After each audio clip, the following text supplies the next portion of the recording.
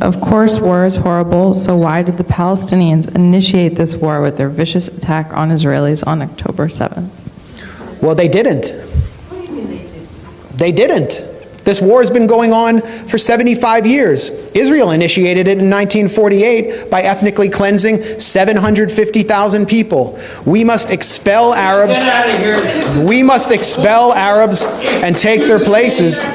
The U.S. We must expel Arabs and take their places. And if we have to use force, not to dispossess the Arabs of the Negev and Transjordan, but to guarantee our own right to settle in those places, then we have force at our disposal. David Ben-Gurion, the first prime minister of Israel, said that in 1937. And that's what they proceeded to do. The people in Gaza, this is what you need to understand. The people in Gaza, over 80% of them are refugees. Many of them are from a place called Majdal Asqalon in what is now southern Israel, in a city called Ashkelon. And they were dragged from their homes and driven from their homes, placed in prison camps, barbed wire prison camps, and then dumped in trucks in 1950 into the Gaza Strip, where they would be permanently warehoused.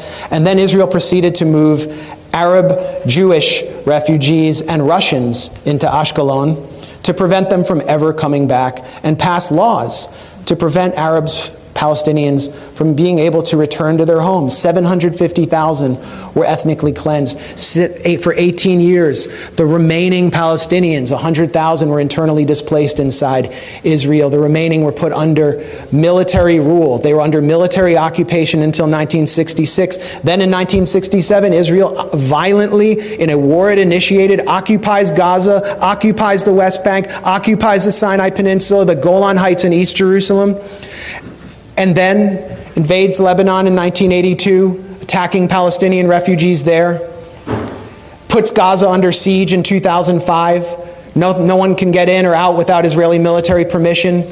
We must kill and kill all day, every day. That's according to Arnon Sofer, an Israeli government consultant who helped devise the siege of Gaza. For years, Israel would not allow certain chocolates and A2 paper into Gaza. And then they began these brutal military assaults, which they call mowing the lawn. Slaughtering a few people will leave Hamas intact, but teach them a lesson. And I talked to you about those assaults that took place on Gaza. So this didn't come out of a vacuum.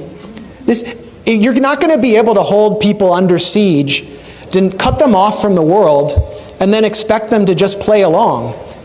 That doesn't mean that I celebrate what happened on October 7th. It should have never had to happen. The reason it happened is because of the Israel lobby here, the genocide Democrats and the genocide Republicans who deny the Palestinians any right to have rights. And it's the right to have rights that defines you as a citizen. They're citizens of nothing. And now we see what Israel really thinks of them, really thinks of their children. Gaza has become a graveyard for children, according to UN Secretary General Antonio Guterres. So this didn't start on October 7th, and it's not going to end when there's a ceasefire.